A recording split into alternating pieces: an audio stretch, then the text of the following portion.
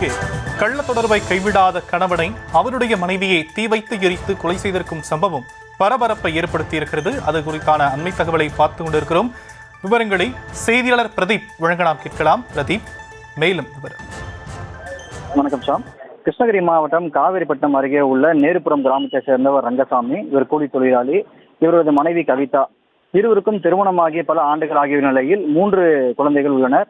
இந்த நிலையில் ரங்கசாமி வெளியூர் சென்று வேலையை முடித்து வந்து வாரத்திற்கு ஒரு முறை மட்டும் வீட்டிற்கு வந்து செல்வார். ரங்கசாமி வீட்டிற்கு தெரியாமல், அவர் மனைவிக்கு தெரியாமல் தருமபுரி மாவட்டம் காரியமங்கலம் அருகே வேறொரு பெண்ணுடன் கள்ளத்தொடர்பு வைத்திருந்ததாக கூறப்படுகிறது.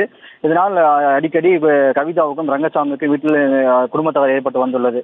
கடந்த 3 வருடங்களாக இருவருக்குமே வீட்டில் அடிக்கடி குடும்ப தகராறு ஏற்பட்டு வந்த நிலையில் கடந்த 3 தினங்களுக்கு முன்பு 3 மாதங்களுக்கு முன்பு ரங்கசாமி வேலைக்கு செல்வதாக கூறிவிட்டு மீண்டும் வீடு திரும்பவில்லை. இந்த நிலையில் நேற்று முன்தினமும் வீட்டிற்கு வந்து ரங்கசாமி வீட்டின் மாடியில் உறங்கிக் கொண்டுள்ளார்.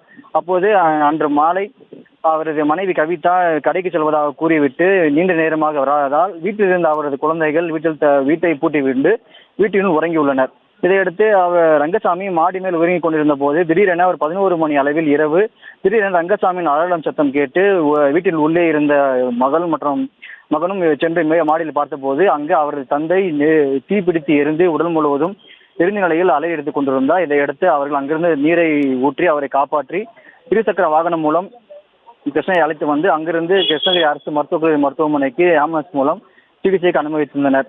இந்த நிலையில் அவர் தீவிர சிகிச்சை அளிக்கப்பட்ட வந்த நிலையில் இன்று காலை ரங்கசாமி சிகிச்சை பலனின்றி பரிதாபமாக உயிரிழந்தார்.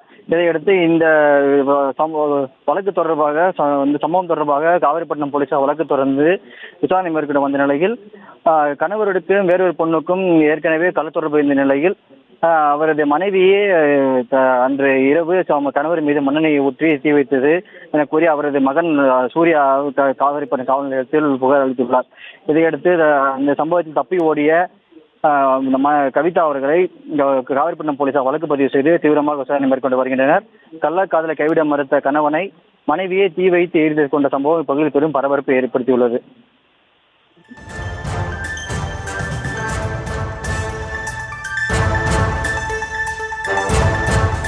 விவரங்களுக்கு நன்றி பிரதீப்.